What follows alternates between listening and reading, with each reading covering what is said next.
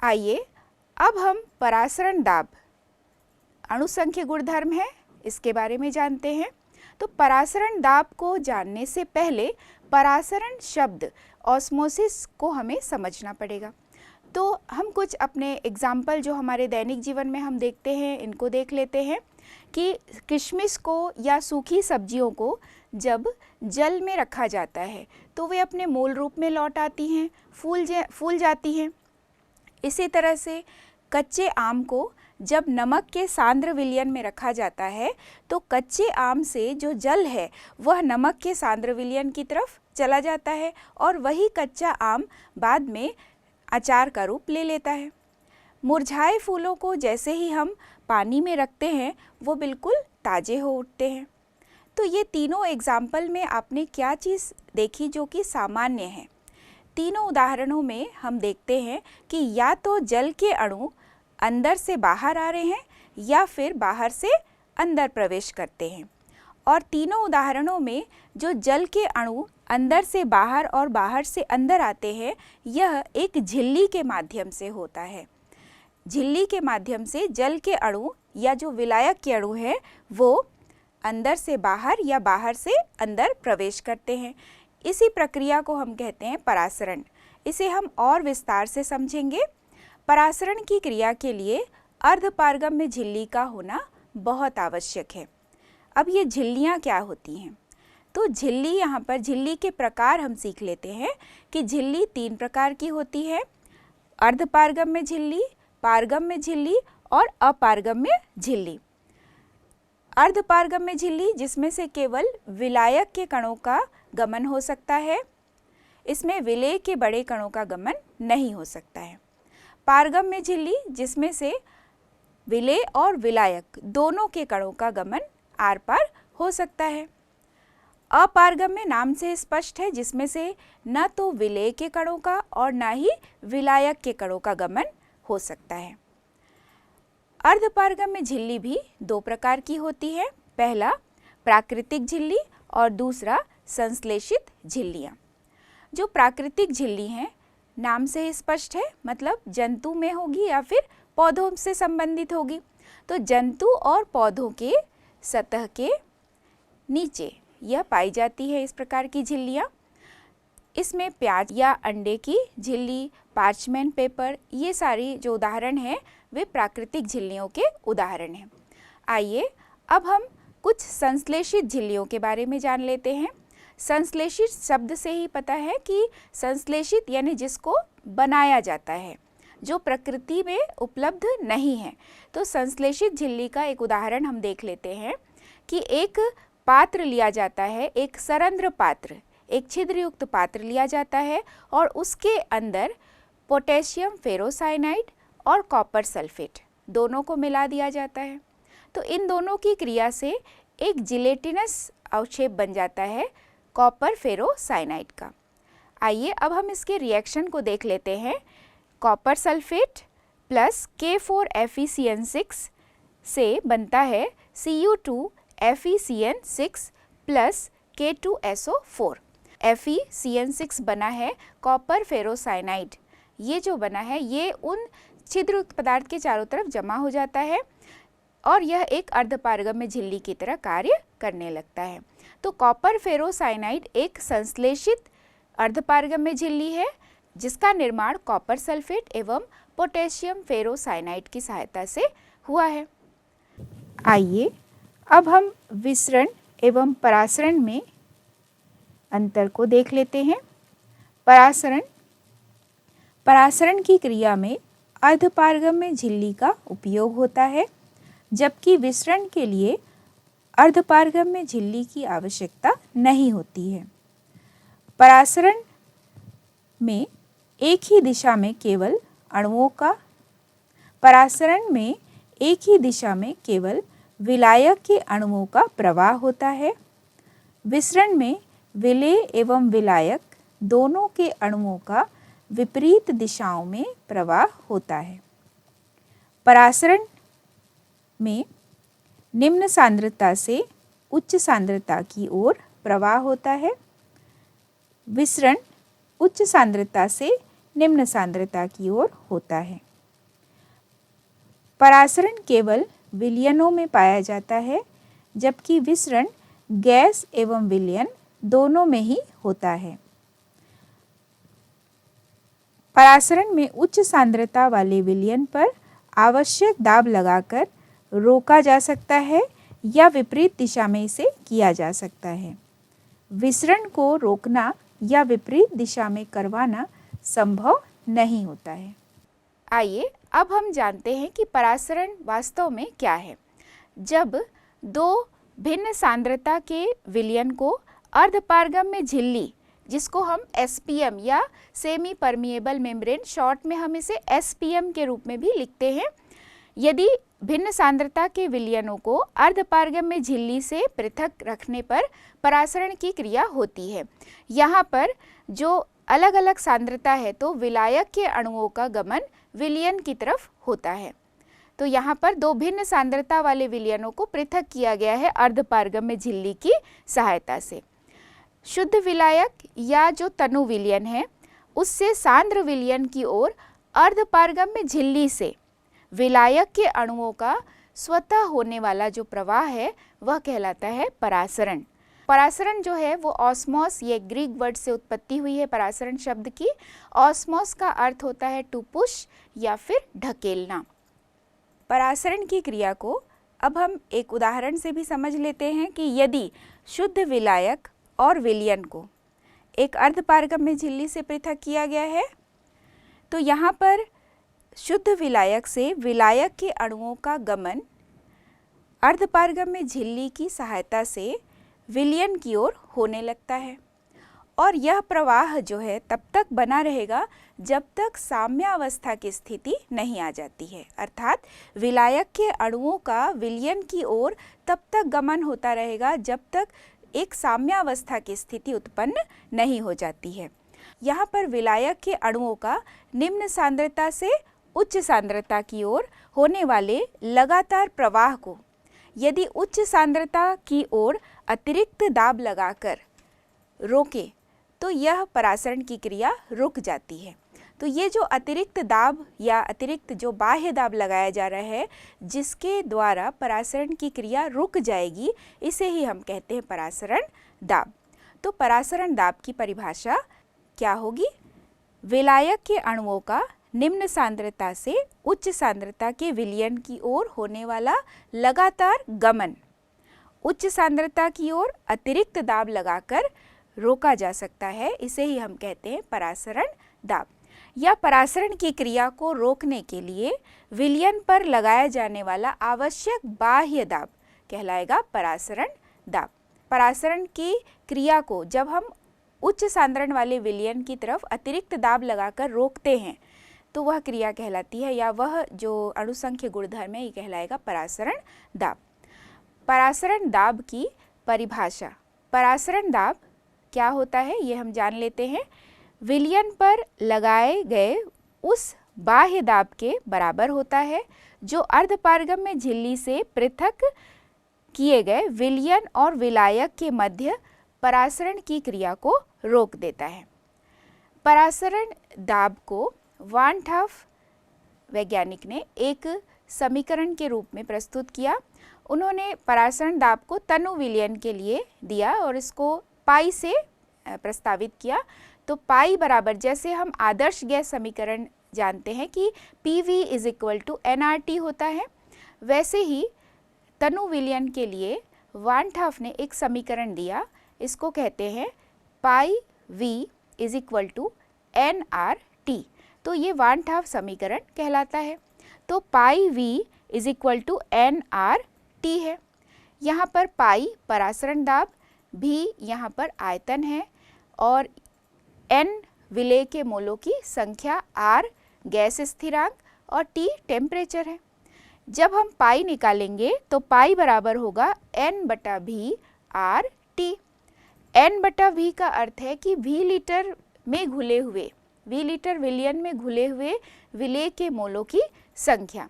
जब हम विलेय के मोलों की संख्या को देखते हैं तो दिया गया द्रव्यमान बटा आणविक द्रव्यमान, तो यदि हम n को सूत्र के रूप में लिखेंगे, NB है वास्तव में वह, तो NB इक्वल टू होगा WB अपॉन MB, विलेय का द्रव्यमान बटा विलेय का आणविक द्रव्यमान।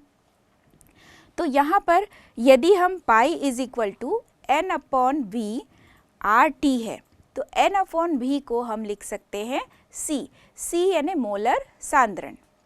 इस पद के द्वारा हम ये भी सिद्ध कर सकते हैं कि परासरण दाब एक अणु संख्य गुणधर्म होता है। कैसे? यहाँ पर हम देख रहे हैं कि पाई बराबर N अपॉन V RT है। N अपॉन V यानी V लीटर में घुले हुए विलेय के मोलों की संख्या, तो N अपॉन V को हम लिख सकते हैं C। तो पाई इज इक्वल टू होगा CRT। R गैस स्थिरांक है और यदि तापमान स्थिर रखा जाए यानी T स्थिर है तो R भी स्थिर है और T भी स्थिर है, तो इस स्थिति में पाई समानुपाती होगा C के। तो पाई समानुपाती C यानी मोलर सांद्रण के समानुपाती हो गया। तो परासरण दाब एक अणु संख्य गुणधर्म है, यह भी हम सिद्ध कर सकते हैं क्योंकि पाई समानुपाती C के है, यानी विलेय के मोलों की संख्या पर या सांद्रण पर डिपेंड करता है। अब हम परासरण दाब की सहायता से किसी विलेय का अणुभार या आणविक द्रव्यमान कैसे ज्ञात करते हैं ये सीख लेते हैं। तो विलेय का आणविक द्रव्यमान ज्ञात करना परासरण दाब की सहायता से, हमने सूत्र पढ़ा कि पाई बराबर N upon V RT। NB के जगह पे हम लिख सकते हैं WB अपॉन MB, क्योंकि WB विलेय का द्रव्यमान और MB विलेय का आणविक द्रव्यमान, और WB अपॉन MB नीचे V है इंटू RT। तो MB को हम इस तरफ ले आते हैं, तो MB यहाँ पर क्या है? विलेय का आणविक द्रव्यमान। MB को जब हम इधर ले आते हैं तो ये सूत्र हो जाएगा MB बराबर, यहाँ से पाई नीचे चला जाएगा, तो MB बराबर होगा WB बटा पाई V इंटू RT। तो इस प्रकार MB यानी आणविक द्रव्यमान हम विलेय के अणुओं का ज्ञात कर सकते हैं। विलेय के अणुओं का जो आणविक द्रव्यमान हम ज्ञात कर पाते हैं, तो परासरण दाब एक बहुत अच्छा मेथड है, बहुत अच्छी विधि है जिसके द्वारा हम बड़े अणुओं का, बहुलकों का या जो जैव अणु है उनका आणविक द्रव्यमान हम ज्ञात कर सकते हैं। क्योंकि परासरण दाब को रूम टेम्परेचर पर भी स्थापित किया जा सकता है। प्रायः देखा गया है कि जो जैव अणु होते हैं वे उच्च ताप पर अपघटित हो जाते हैं, तो ऐसी स्थिति में परासरण दाब बहुत अच्छा मेथड है जिसके द्वारा हम इस प्रकार के जैव अणुओं का जो आणविक द्रव्यमान है, अणुभार है, वो हम ज्ञात कर सकते हैं। तो क्या कारण है कि परासरण दाब के द्वारा हम इस प्रकार के अणुओं का आणविक द्रव्यमान बहुत अच्छे से ज्ञात कर सकते हैं? सबसे पहला कारण ये है कि परासरण दाब को रूम टेम्परेचर पर भी तुरंत प्राप्त किया जा सकता है, और दूसरा कारण ये है कि मोलरता का प्रयोग करके भी हम आणविक द्रव्यमान की गणना कर सकते हैं। आइए अब हम परासरण दाब को समझने के लिए दो प्रकार के अलग अलग सांद्रता वाले विलयन का उदाहरण ले लेते हैं। पहला विलयन जो है वो उसकी सांद्रता C1 है और दूसरे विलयन की सांद्रता C2 है। तो यहाँ पर यदि पहले विलयन के लिए परासरण दाब लिया जाए तो वो पाई1 बराबर C1 RT होगा और दूसरे विलयन के लिए पाई2 बराबर C2 RT होगा, क्योंकि दूसरे विलयन का सांद्रण C2 है और उसका परासरण दाब पाई2 के रूप में हम ले रहे हैं। यहाँ पर ये जो इक्विमोलर सॉल्यूशन है उसका समान तापमान पर परासरण दाब समान होगा, तो पाई1 बराबर पाई2। तो जब दो विलयन के लिए परासरण दाब समान होता है, ऐसे विलयन को हम कहते हैं समपरासरी विलयन। तो परासरण दाब के आधार पर विलयन के हम प्रकार भी देख सकते हैं। समपरासरी विलयन जहाँ पर दो विलयन का परासरण दाब समान होगा, अतिपरासरी जहाँ पर एक विलयन का जो परासरण दाब है वो ज़्यादा होगा और दूसरे का कम होगा, अल्पपरासरी जहाँ पर परासरण दाब एक विलयन का कम होगा दूसरे की तुलना में, तो वह अल्पपरासरी होगा या हाइपोटोनिक, और अतिपरासरी है तो हाइपरटोनिक सॉल्यूशन कहलाते हैं।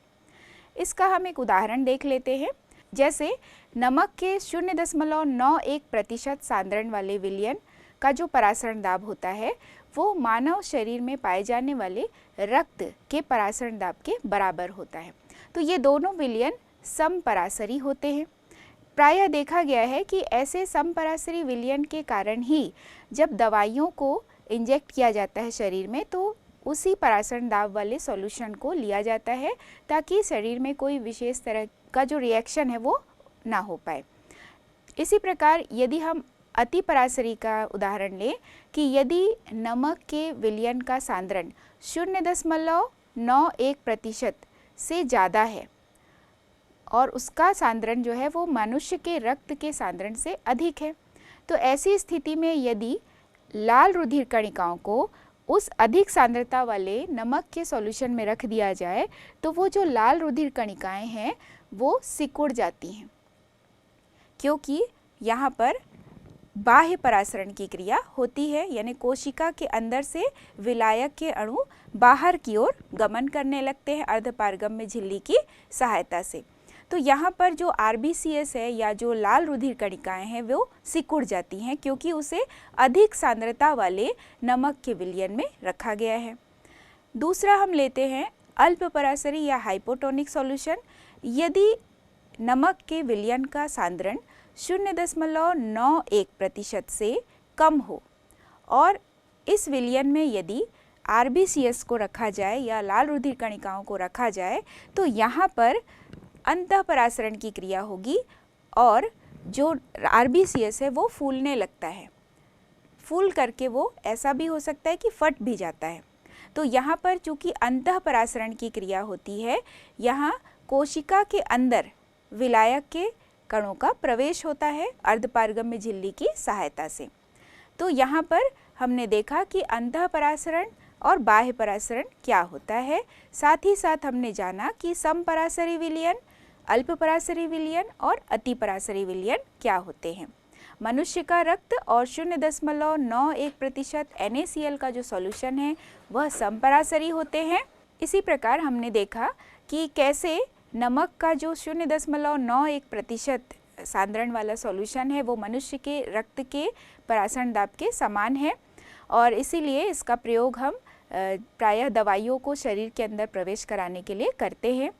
साथ ही साथ RBCS का फूल जाना जब उसे अल्पपरासरी विलयन में रखा गया है, यानी लाल रुधिर कणिकाएं फूल जाएंगी जब उसे अल्पपरासरी विलयन में रखा जाएगा, और जो लाल रुधिर कणिकाएं हैं वे सिकुड़ जाएंगी यदि उसे अधिक सांद्रण वाले सॉल्यूशन या अति परासरी सॉल्यूशन में रखा जाएगा तो वो सिकुड़ जाती हैं। तो दोनों ही क्रियाओं में हमने अंतःपरासरण एवं बाह्य परासरण के बारे में भी जाना। आइए अब हम प्रतिलोम परासरण या रिवर्स ऑस्मोसिस क्या होता है ये जान लेते हैं। प्रतिलोम परासरण, यहाँ पर उल्टा, प्रतिलोम का अर्थ होता है उल्टा। हमने सीखा परासरण में कि जहाँ पर अर्धपारगम्य झिल्ली की सहायता से विलायक के अणुओं का गमन विलयन की ओर होता है। प्रतिलोम परासरण में क्या होता है ये हम देखते हैं। प्रतिलोम परासरण की क्रिया में जब किसी विलयन पर उसके परासरण दाब से अधिक दाब लगा दिया जाता है या अधिक उसका बाह्य दाब आरोपित कर दिया जाता है तो अर्धपारगम्य झिल्ली में से विलायक के अणुओं का विलयन से शुद्ध विलायक की ओर होने वाला प्रवाह, यहाँ पर विलायक के अणुओं का गमन विलयन से शुद्ध विलायक की ओर होने लगता है, इसे हम कहते हैं प्रतिलोम परासरण। प्रायः घरों में जो हम RO सिस्टम जो जल के शुद्धिकरण के लिए प्रयोग करते हैं उसमें भी इसी सिद्धांत का प्रयोग किया गया है। साथ ही साथ समुद्र के जल का विलवणीकरण करने के लिए, उसे पीने योग्य जल में परिवर्तित करने के लिए भी रिवर्स ऑस्मोसिस या प्रतिलोम परासरण का प्रयोग किया जाता है। प्रतिलोम परासरण की क्रिया में जब विलयन में से विलायक के अणुओं का गमन होता है, जब उस तरफ अधिक बाह्य दाब आरोपित किया जाता है विलयन की तरफ, तो अर्धपारगम्य झिल्ली की सहायता से विलयन में से जो विलायक के अणु हैं वे शुद्ध विलायक की तरफ गमन करने लगते हैं। तो इस प्रकार का जो प्रवाह है वो कहलाता है प्रतिलोम परासरण।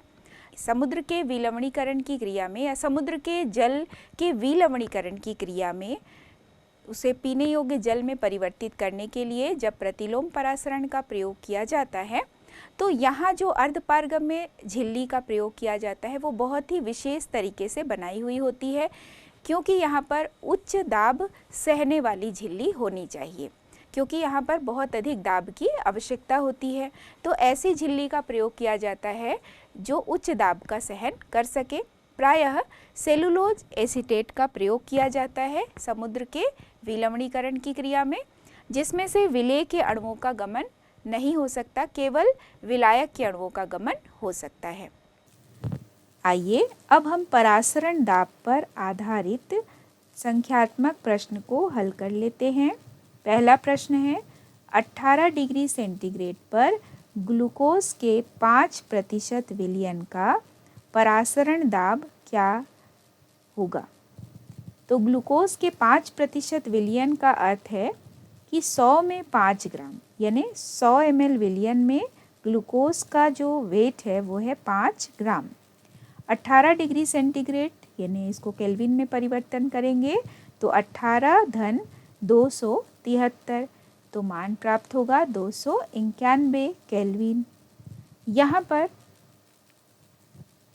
जब हम देखते हैं इसकी मोलरता के आधार पर इसको हल करेंगे तो 5/180 गुणा 1000/100, तो 5/180 का अर्थ है कि जो यहाँ ग्लूकोज है उसके लिए मोलों की संख्या, और उस आधार पर हम मोलरता ज्ञात कर सकते हैं, यानी उसकी सांद्रता की बात कर रहे हैं हम यहाँ पे।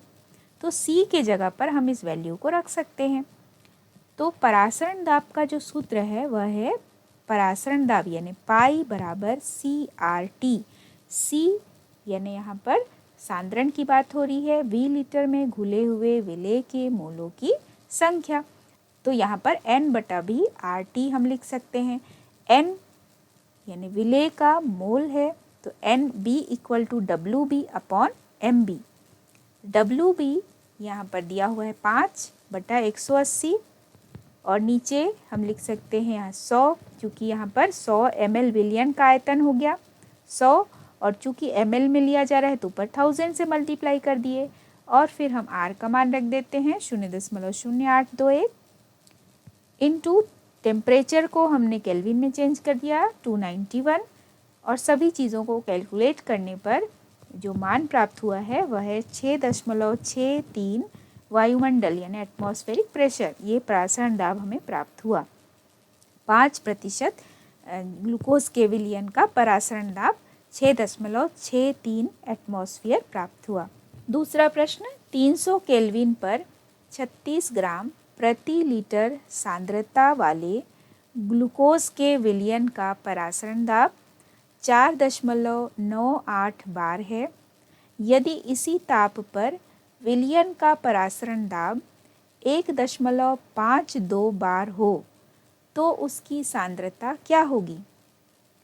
यहाँ हम फर्स्ट जो ले रहे हैं परासरण दाब बराबर 4.98 बार, और यहाँ विलयन या जो विलेय लिया जा रहा है वो है जैसे 36 ग्राम।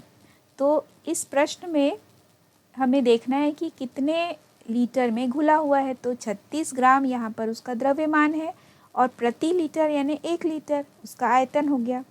सेकंड जो पद है उसमें हम परासरण दाब देख रहे हैं, दूसरा परासरण दाब दिया है 1.52 बार। यहाँ पर सभी मान चेक कर लेते हैं कि पाई V बराबर NRT, मतलब पाई बराबर N/VRT, उसको हम ऐसा भी लिख सकते हैं पाई V = NRT। तो प्रथम जो पद है वहाँ उसके लिए हम प्रथम जो परासरण दाब है उसके लिए हम सूत्र लिखते हैं 4.98 गुणा 1 यानी 1 लीटर है बराबर W का मान दिया हुआ है, WB का मान 36, चूँकि हम यहाँ पर ग्लूकोज विलयन ले रहे हैं तो नीचे WB/MB, तो MB का मान हो गया 180। RT चूँकि दोनों को समीकरण की तुलना करनी है हमें, इसलिए हम RT की वैल्यू को नहीं लिखेंगे तो भी चलता है। नेक्स्ट हम जो दूसरा परासरण दाब वाले विलयन को ले लेते हैं तो 1.52, और ये भी प्रति लीटर सॉल्यूशन प्रति लीटर में बना हुआ विलयन है, तो इंटू 1 = W/180 RT। तो W यहाँ पर हमें सांद्रता ज्ञात करनी है, तो 180 × RT हो गया। तो यहाँ RT को हम कैंसिल कर सकते हैं क्योंकि दोनों समीकरणों में ये कॉमन है। तो अब हम समीकरण 1 में समीकरण 2 का भाग दे देते हैं। तो RT तो हमने पहले ही कैंसिल कर दिया, तो हमें मान प्राप्त हुआ 4.98 upon 1.52 equal to 36 upon W, क्योंकि यहाँ पर 180 भी दोनों में कॉमन है, क्योंकि हम दोनों ही ग्लूकोज विलयन की बात कर रहे हैं। बस यहाँ पर परासरण दाब अलग है। तो ग्लूकोज विलयन दोनों ही केस में है, तो आणविक द्रव्यमान ग्लूकोज का 180, तो वो भी हम कैंसिल कर देते हैं। तो W का मान प्राप्त होता है 36 गुणा 1.52 बटा 4.98। हम जब तिर्यक गुणा करते हैं तो इस तरह का संबंध हमें प्राप्त हुआ, और W बराबर मान प्राप्त हुआ 10.987 ग्राम प्रति लीटर। अगला प्रश्न हम देखते हैं। चूँकि हमने सभी अणुसंख्यक गुणधर्म के आधार पर विलेय का आणविक द्रव्यमान भी ज्ञात कर सकते हैं, ये हमने पढ़ा। उसी पर आधारित अगला प्रश्न है कि एक प्रोटीन के 200 सेंटीमीटर क्यूब जलीय विलयन में 1.26 ग्राम प्रोटीन है। 300 केल्विन पर इस विलयन का परासरण दाब 2.57 गुणा 10⁻³ बार है। प्रोटीन के मोलर द्रव्यमान की गणना कीजिए। तो पाई बराबर परासरण दाब, पाई बराबर 2.57 गुणा 10⁻³ बार। WB का मान दिया हुआ है 1.26 ग्राम।